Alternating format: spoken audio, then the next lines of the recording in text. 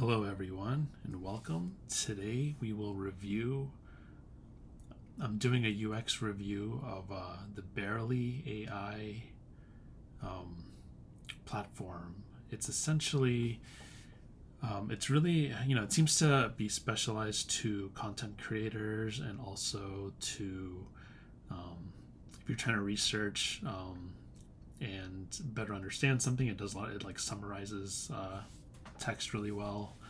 But I'm going, let me go through the, the the user interface and kind of the different elements of that. And they do some interesting things. I haven't actually used this in a while. I think it's probably been more than 6 months since the last time I came on here. But it's really evolved a lot since then. And so there's a few things that they kind of stand out immediately. One is like I really do like their I like the style, the visual. They sort of have this orange color that gets carried through, and it kind of becomes, and they use like a dark mode as the default, and you get this orange tint and this like orange brownish tint, which is unique. You don't actually see that too often.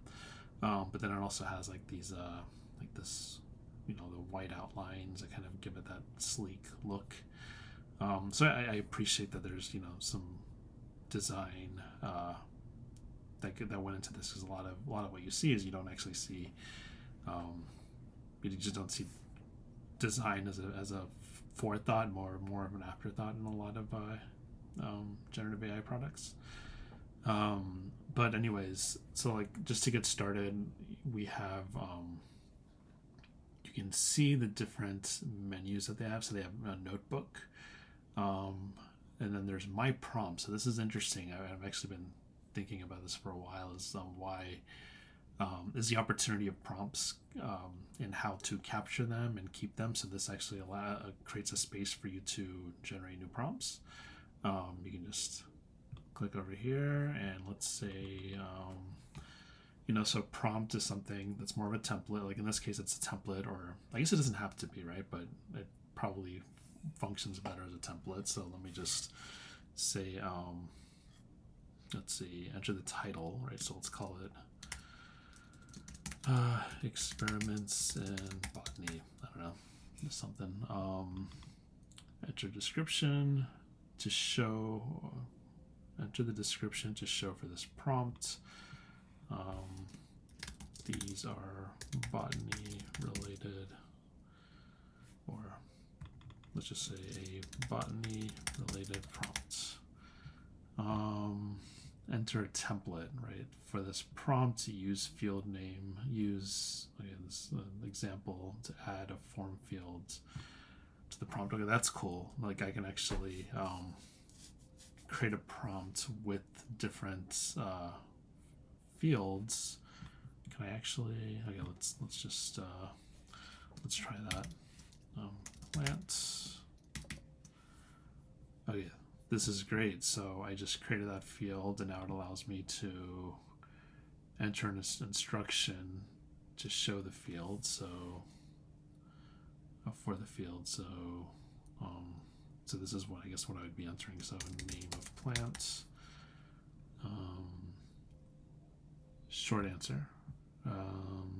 Allow pasting links while uploading documents. Yeah, I'm just going to save it as it is. So yeah, this is interesting though. We'll save button. Cool. That's very interesting that I can create a prompt with as a template with all these fields like that. And so if I go to the marketplace, I can install existing prompts. I wonder if I can buy some. I'm guessing I can install. So I guess this must have been what came with the product. And this is also the free version. But yeah, there's a typical pattern of headline, description, and then I guess further description. I guess this is almost like a hint. Help me draw. So this is like the specifics of how this works. That's interesting. All right. So what else do we have? We got a documents folder, so I can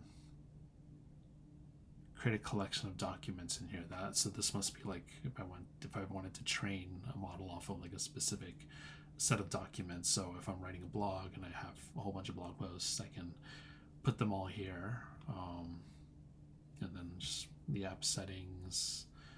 Okay, so yeah, you can change from dark mode to light mode, or I can just do it based on system. Right, so the date, it's the morning right now, so I haven't even tried this before. So yeah, they've got their own. I can play around with fonts.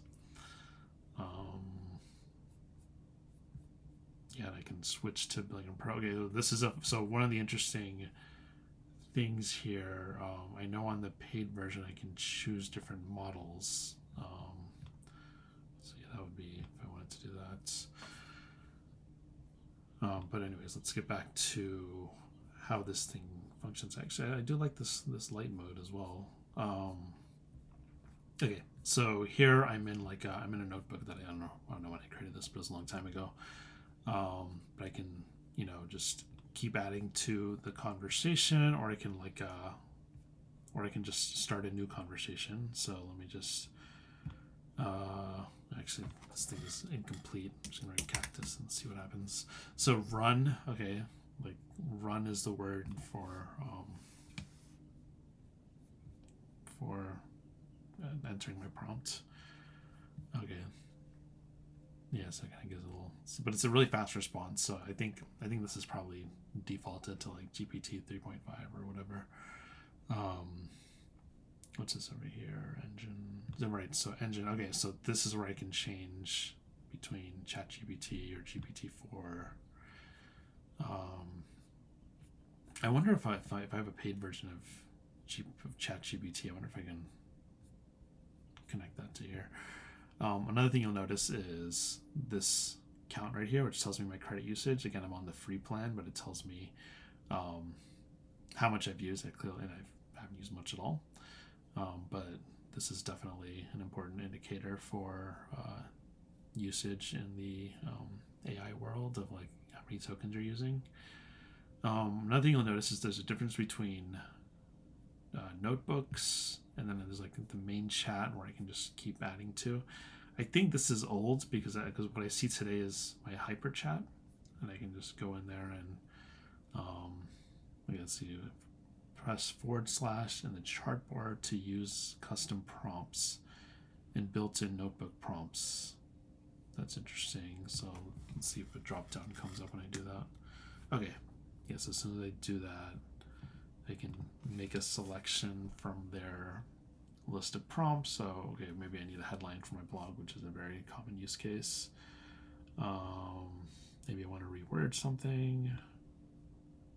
Marketing. Images is right. And then if I have my own prompts. And then audio. So the pro version allows me to transcribe audio using the Whisper engine, which is great.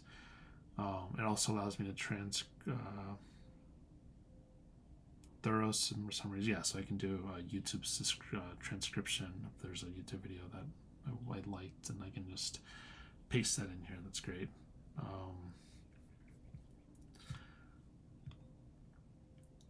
Yeah. So, anyways, I think this gets through most of what I'm saying. So, yeah, this is interesting too. If I want to give feedback, I can just that's sort of, they really call that out and make that available. Also, yeah, let's just look at this. So I can search the web. Okay, I don't know, it doesn't look like I can like toggle this on or off. It's just, oh no, again, it's not selected. Now it's selected. Okay. So if it's not selected, it's just not going to search. I can attach files if I needed to. Okay, I can clear. What does that do? Oh, okay, that'll probably clear everything in the space. So let me go to so if I go here to an old, there's some history here. Okay. Okay, maybe I don't want to clear these. Let's just start a new chat.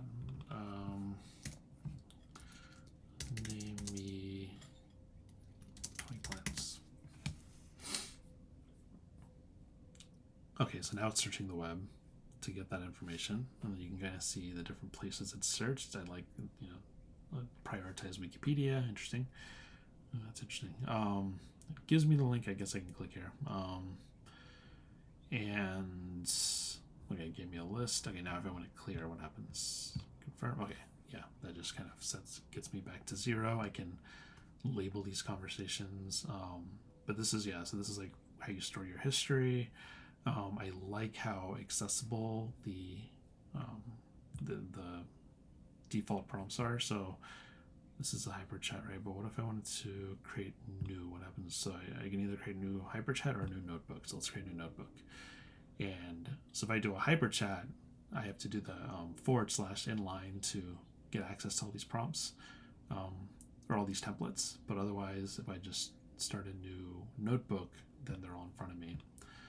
And the cool thing is, so let's just say writing.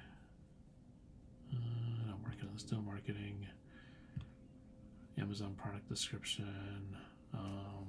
Yeah, this is great. Let's just stick with these. Can I just hit enter? I might actually have to type something. Okay, GE product. It's an air fryer. Okay, so now, okay, and then it also has different tones I can choose. So let's say engaging. Can I select multiple?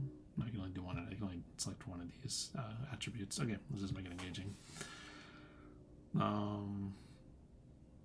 All right, it does that now. If I go to new, I can then start, you know, like let's say this is all about Amazon product descriptions. Then I can just like create a bunch and have them all saved as you know, I can rename this, right? Oh yeah, no, I cannot rename this. Oh, that's interesting. I would expect to be able to customize the name. Oh, maybe I can go up here. Oh wait, oops. Let me see what happens if I go here. Generate name, force save. Yeah, it doesn't give me the option to give a custom name where I just use 10%. Yeah, that's interesting. Either that or it's just not easy to find, which is also a problem. But yeah, I think that's really it for reviewing this product. I think it's definitely one of the better apps in the space. I think there is a really interesting space of content creation within the AI world, and this is definitely one of the top ones out there. I think the ability to customize it is really nice. The way you can create your own prompts, your own libraries, you can create your own the notebooks, and then you can just have these hyper chats. So it gives you, and then your notebooks are, just sort of right in front of you. You can give training data, which is really great. Because I should try to play around with this and see how it works. But still, just that capability, and then the ability to save prompts. I think, I think it's got a lot of what I think will become table stakes at some point for something like this, and maybe, but I think they're doing a great job here. But that's all I have. If you enjoyed this video, please leave your comments below and share with your friends. Thanks.